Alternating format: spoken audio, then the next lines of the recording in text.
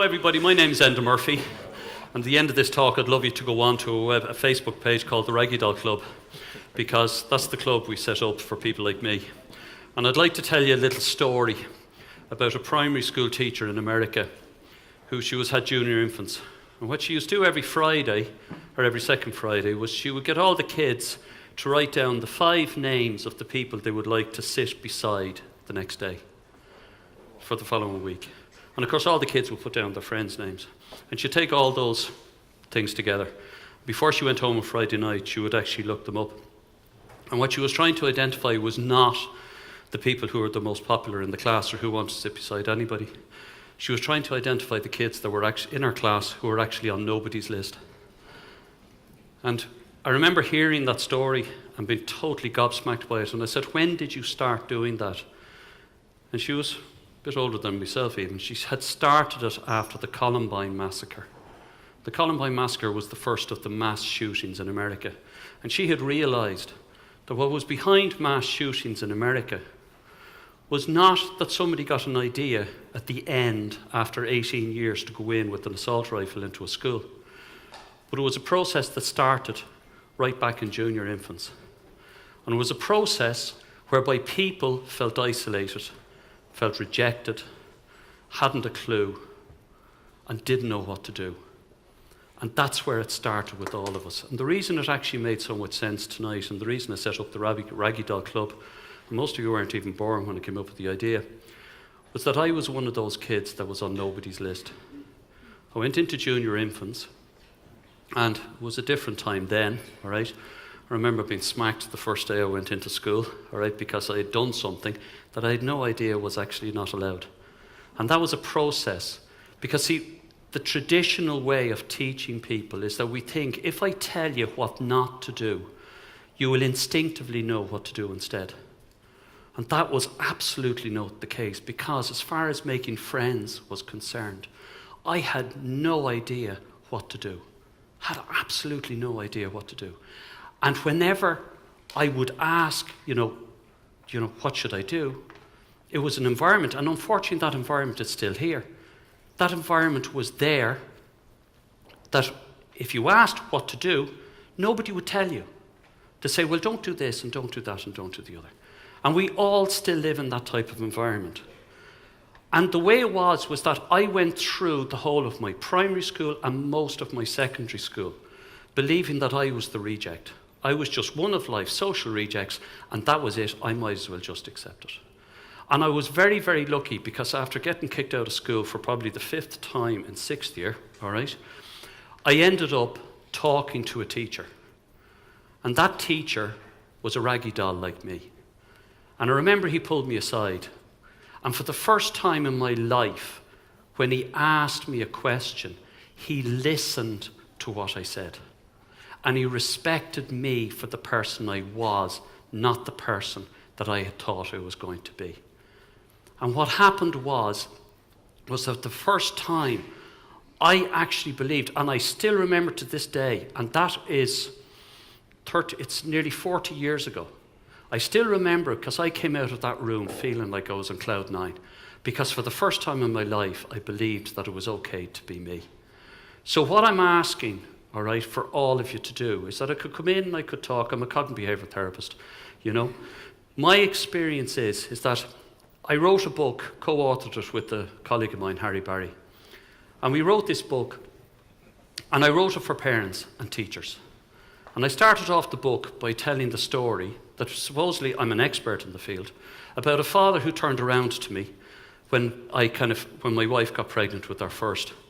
And he says, we'll see where your theories get you now, sunshine. Because as a parent, none of us come with a rule book, and none of us come with like an IKEA wardrobe that we know what to do. But what I actually argued was that ever since I wrote that book, I've been asked to see loads of teenagers. And possibly there's some of you in the room. But what I've been trying to get people to understand is that the conversation your parents and teachers want you to have with me is the conversation you're trying to have with them. And they don't know, and they don't know how to understand, for a variety of reasons, because your understanding of mental health and what you require is infinitely greater than any of ours. When we grew up, you were told what to do. And if you did it, you were supposed to achieve this world. I don't know what it was supposed to be, but it never achieved. So the program we actually set up was a training program for parents and teachers. And we set up at the Raggy Doll Club. And I don't know, most of you wouldn't be of my generation, but I know that Ian, when I mentioned it to him, Ian Fitzpatrick, who organised today, he remembers the Raggy Dolls. And if you ask your teachers, that a lot of them will remember the Raggy Dolls. The Raggy Dolls was a cartoon back in the 90s. And it was set in Grimes's toy factory. And in Grimes's toy factory, all the toys that were rejects were thrown in the reject bin. So the Raggy Dolls was the adventures of all the toys in the reject bin. So the whole storylines were, the Raggy Dolls were incredibly happy. They didn't have to be perfect. They exulted in the fact that there was something wrong with them, but there was something wrong with all of us. So when kids are actually coming to me, and when parents are coming to me, because at this stage, I don't actually see teenagers. It is very rare I have to see teenagers. What I do is I see your parents, and I try and teach your parents how to listen. In a classroom, we are not a mutual admiration society. But an old thing I learned in the army years ago, and we were told this on the first day, was that you're not a mutual admiration society, but your life depends on those people who are in your class, those people who are in your platoon. So you've got to find a way of working. You don't have to like each other, but you do need to learn how to have each other's back, how to support each other. You don't have to like each other. That's personal choice as to who you like and who you don't like. But one thing that we can do is that we can learn to respect each other. Respect ourselves for each person that we are. Because I'm sure the people in your class that you don't like are as much a joy to live with as you are. And I'm sure there's people in the class that don't like you. But at the end of the day, if we all accept ourselves as Raggy Dolls, then what we're able to do is we're able to reach out to each other. We're able to adopt principles rather than personalities. And the principles is that if you're in my platoon, I have a responsibility to you. And the responsibility I have to you is to support you. I mightn't know what to do, but at least I can actually be there and respect you, because that's what Jim Heaver did for me when I was 17 years of age.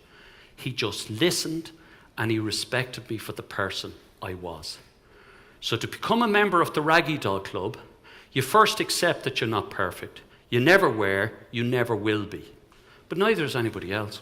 2, that you've screwed up at something in your life, but so has everybody else. Or else there's something majorly wrong with you. Like if you ever see me professionally, I will help you understand that yes, you are as mad as a brush, but you're no actually madder than myself. And I will prove it to you. Because people's concept of what normal is doesn't actually exist. 3, okay, you can't be measured by your screw-ups or your personality, because the whole is greater than the sum of the parts. And 4, you don't have to accept anybody's opinion of you, because their opinion of you is no more valid than your opinion of them. So is there anybody here who's not entitled to membership? No.